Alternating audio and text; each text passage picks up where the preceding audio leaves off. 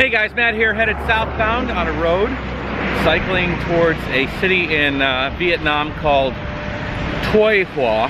For those of you that don't know me, my name's Matt. I am cycling around the world for the most part, from China all the way to the United States.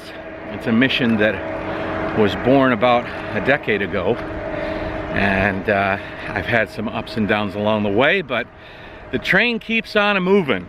And I'm on a beautiful road here. Not 100% beautiful. Vietnam tends to toss its trash out on the side of the road. You've got an amazing beach right over there. The ocean, beautiful sand, but alongside the road, debris. I had an idea for a series called the Inspiration Series a long time ago. Actually, I remember talking about it first, maybe it was Taiwan, when I was cycling around Taiwan. I think that it's important to learn from others and learn what has inspired others, because you can kind of maybe piggyback on their inspiration, maybe find your own inspiration through their stories. I have a saying, I think that we're all like a soup, right? We're all a soup of the people we meet, the experiences that we have, the interactions, and our flavor of our soup is particular. It's like a fingerprint. It's like who we are. Your soup is different than my soup based on the different ingredients that have gone into it, and the different things that have gone into it have inspired us in different ways. I'm on the road cycling basically around the world, and I got here through a series of interesting, inspirational events. So I thought I'd talk to you a bit about what has inspired me specifically, and what sort of inspiring... You hear that sound? That's bird sound. They're farming birds' nests. They have a big speaker at the top of that building, blaring out sounds to the birds, hopefully getting them to nest in their building. And they make the nest with their mouth. They spit it, like they use their spit and saliva to make the nest. And somewhere, hear that sound? That's another one right there.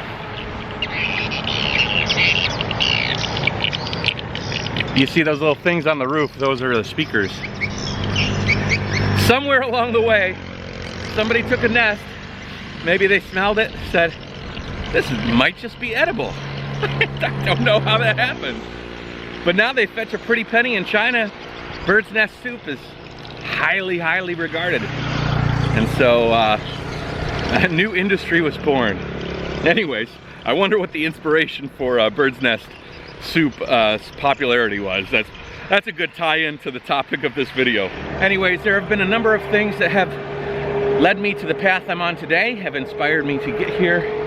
So I thought I'd share them with you. I'm going to break them into individual pieces because each one has had a specific directional motivation. You know, every time you get inspired, the path moves forward and forward and forward, but every time you get inspired, maybe a different way. So let's start at the beginning. This episode will be about the man on the plane. I was living in Las Vegas for 5 years. It was around that time that my business was sort of growing. I owned a company that manufactured products in China, helped people to produce stuff at a cheaper price in China, and helped them to grow their businesses in the States by leveraging the affordability of China. I grew up in Detroit, so there was always that balance of made in America versus made in China. But the way I saw it was a lot of the people I dealt with were like startup businesses, and they simply could not afford to compete with people already making stuff overseas and make their businesses successful and provide us future to their families here, or there here. I'm not here anymore. I'm there in the States, you know. So I was helping them to get started and provide a revenue source for Americans. Anyways, but that's not part of this story. I took a number of trips back to China in the beginning to check out factories, to go to a trade fair called the Canton Fair, where most factories in China go and show their show their wear, show the products that they make. As a matter of fact, I'll be going back to the Canton Fair in a few weeks. It's grown less popular over the years, but when I first went to the Canton Fair, the power of the internet wasn't leveraged as much as it is today. And when you went to China, you were on the ground floor of the manufacturing mecca of the world. So I went to the Canton Fair. I think I was flying from Las Vegas to Hong Kong to Guangzhou, and the fair was in Guangzhou. The fair went well. I drove around. I remember seeing a lot of China for the first time on that trip. Crazy, crazy traffic on bogged down streets, people on e-bikes and motorbikes and three-wheeled trailers and cars and buses and vans and just every form of transportation on the road, crowding each other out. I thought to myself, this is insane. This is crazy. How could these people live here? It's just not even controlled chaos. It was just chaos in my mind. I went to a restaurant with a few associates I met at the fair, some business people I was dealing with. Got like sick, like really sick, you know, ate some food, got food poisoning. The hotels, you know, their showers were small. Some toilets weren't toilets, they were just holes in the ground. I was being exposed to a lot of this stuff for the first time. It was shocking. Crazy. I get in the taxi, the thing drove like worse than Grand Theft Auto. I mean, you were whipping around cars, almost hitting pedestrians. I remember the little rail that you hold onto in the car, you call it the oh shit rail. I was holding onto that thing, dear life. Look at this car, what the heck is going on with this? Oh, it's got sand. Sand's just pouring out of that car. Truck. Oh. Anyways, I remember thinking to myself, this was a version of Matt long before he moved to China, before he even thought about moving to China. I was trying to make my life work in the USA. I didn't speak much, if any, Chinese. Hello. I was sort of afraid of the outside world. I saw it as other. A lot of Americans see the world like that, as another place. Not we're all living on this rock together. More like, this is my patch of land, that's your patch of land, and boy oh boy, that is a weird patch of land you guys live on outside of my patch of land. Hello. And so I wouldn't say I was scared. I was just, I don't know, shocked, I guess, about the way that other people lived outside of the States. I had traveled to Mexico for a scuba diving trip, and Hawaii and Canada, you know, as far as leaving the landmass that is the connected United States of America. But I was definitely naive, very naive. So I did the trade fair. I had some ups and downs. I met some interesting people, trying to deal with conflicts in language, conflicts in culture, conflicts in just lifestyle in general. And I got on the plane and I was headed back to the States. That's where the story starts to find some traction. This was all lead up until now. I think I remember I had an exit row and a big fella sits down next to me. This guy was taller than me. I'm 6'2". This guy was probably 6'4" or something like that. Big, meaty guy. And he sits down next to me. Not like, I'm not talking he was big like he was invading my space in the chair. He was just not like the other Chinese people going to America on this flight. He and I were the oddballs. And it was a 15-hour flight or so. So I thought, well, this might be an opportunity to get to know somebody. We board the plane in Hong Kong and we're headed over the ocean, and as I tend to do, I introduce myself. Hi, how you doing? I'm Matt. And he says, hi, how you doing? And introduces himself. This was over a decade ago. I can't remember the guy's name, but I remember very much what we said. And I said, so you're here for the fair? Talking about the Canton Fair. No, I'm an English teacher. And I think I'd probably talked to some people that taught English abroad, or maybe I hadn't. Because I remember thinking, wow, that's an interesting thing to do. I remember from that point on, I looked at him in like awe, because the conversation got really interesting. But interesting, maybe not to the Matt today, but very interesting to the Matt over a decade ago that he was talking to at that time.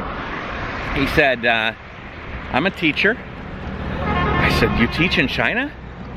How long have you been there? He said, well, I've been in China for 3 years. This is my first time coming home. Now, I might have heard about somebody teaching English in China, or I might not have. I probably didn't.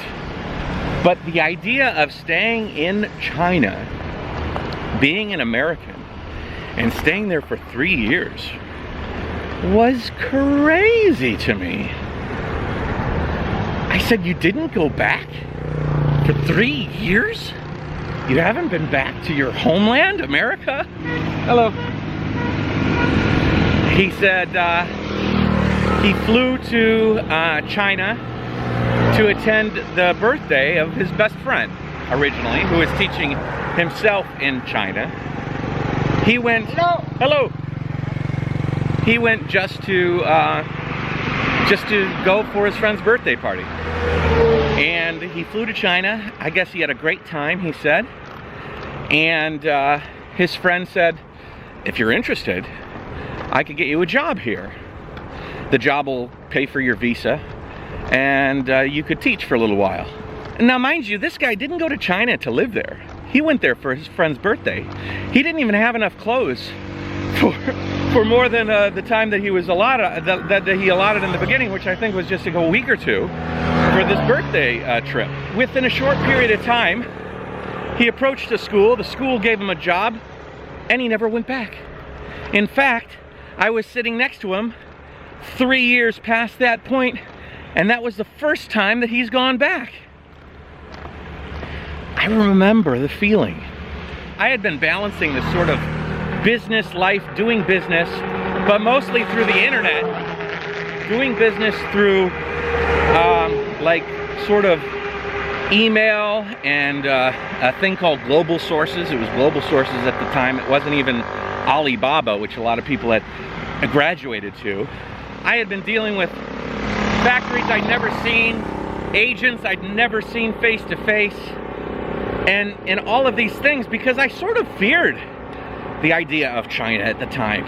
It was foreign, like literally and figuratively, it was foreign. How can you do something like that? I mean, I came at him at a disbelief, sort of, like, how does one live in China, let alone 3 years? Doesn't make sense to me. This guy over there is watching me talk to myself. He's in the little car right there. He'll probably pass by after he fills up his bike with gas.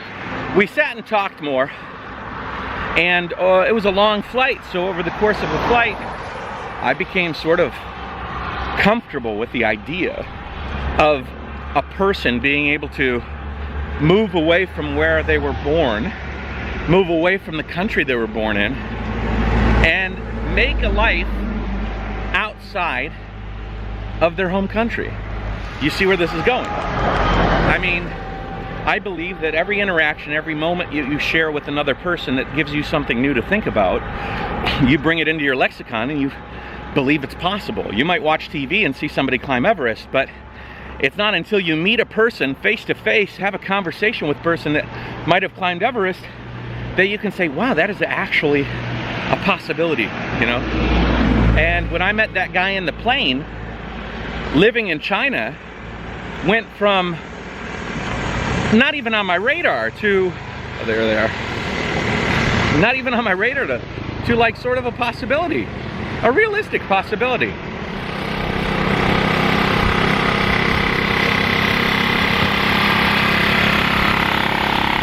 Hello. That's what this inspiration series is about. because I think it's important to realize that Albert Einstein wasn't always good at math. Michael Jordan wasn't always good at basketball. Everybody started learning and started bringing moments of inspiration into their life that ended up evolving into the person that they became, whether that's the guy that, you know, becomes CEO of a big company, or the adventurer traveling around the world, or whatever the case may be. And once you realize that all we are is a series of inspirational events that have guided us and told us that, you know, something is possible or something is achievable, or changed our mind in some way, or molded us into a new individual or a more competent person, or whatever the case, it makes us realize that we're capable of anything, right? Because I bumped into that guy in that plane, whom I can't remember his name. He added a very specific spice to my soup, and that soup became wholly better. The possibility of me living in China, although I think it was about 3 or 4 years past that moment that I actually did move to China. That interaction in that plane, simple as it was, short as it was, considering it was only, you know, about 10 hours or so, was transformative to me, to give me the confidence and capability in my mind that, hey, if I needed to move to China, I could do it. He could do it, I could do it, we could do it. It's possible. I ended up moving to China because of some problems and strife. I had some serious issues. That's a whole nother story. But when I thought to myself, shit, I think I'm gonna have to move to China to solve these problems, I remembered that man in the plane. He laid the groundwork for the inspiration to move to China and gave that inspiration legitimacy.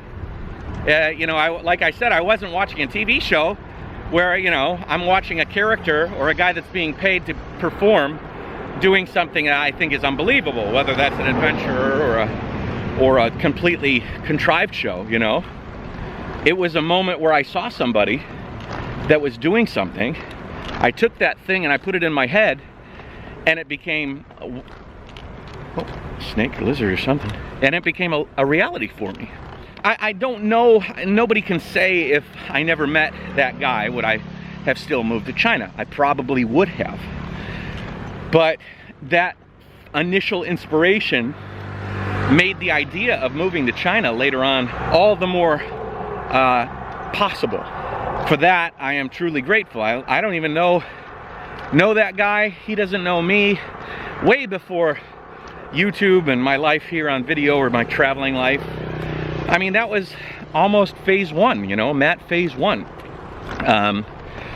So if I was ever to have met that man again, I could say thank you, because he had an incredible effect on where I am today, you know. He doesn't even know it, but he has. That's one of the joys of inspiration, is that you can give it to people that you might never meet in ways that you might never realize. A simple interaction. That's why when I ride around the street here, if I see a kid and that kid smiles at me with like sort of a limited amount of awe or excitement, I always greet that smile with the bigger smile. Always. Because you never know what sort of little spark might light the fuse that might catapult that person into a whole nother orbit. That guy in that plane didn't know me from Adam, but the thing that he provided me was a spark that ended up lighting a flame that combined with other little sparks. And you know, that's the other thing, is because this series isn't about one moment. I want to record almost 6 or 7 of these videos, because there was 6 or 7 or more milestone inspirations that happened in my life that put me here. There's never like one moment. There might be one pivotal moment that shifts you in a new direction. Losing a job, death in the family, these sorts of things, these transformative things. But there's always a a myriad of things, if you really think about it, that have helped you get to where you are today. And so this is episode number 1 of my inspiration series. Hopefully, by me sharing my stories with you, you can maybe have your own inspirational moment, or think back to the things that have made you who you are today. And by analyzing those things and looking back on them, you might be able to, I don't know, juice something significant from them if you hadn't already. I know self-analysis is really important. I do that all the time, especially me riding around the world like I do. I have a lot of time to think about my life and think about where I am and how I got here, and maybe learn self-appreciation, maybe learn appreciation for other people that have helped you, maybe learn a new direction that you didn't quite think about, but because you analyze yourself a little bit, you realize. Hello. Either way, I'm Matt, cycling for the most part around the world, currently in Vietnam, and starting my little inspiration series. If you like what you hear, share some stories about what sort of transformative moments, some inspirational moments that have helped guide you to become a better person, or who you are, whatever that place might be. Share it in the comments section. I'd like to hear, because we all have them. And I will talk to you later. I'll try and do these from time to time, anytime I feel like talking. I don't want to force these segments out, but I have a long ride today, and talking to you guys was something that I wanted to do. Otherwise, I'd just be looking out at the boats, which is very nice, actually, looking out at the boats here in Vietnam. I'm riding along the coast. I will be for the next few days as I ride to Ho Chi Minh. Have a good day, guys. Stay inspired. Look for those inspirations, but don't look too hard, because oftentimes, if you look too hard, you end up jinxing yourself. And a lot of the times, the biggest inspirations come when you're sitting on a plane and you open your mouth next to some stranger. Hello. Hello.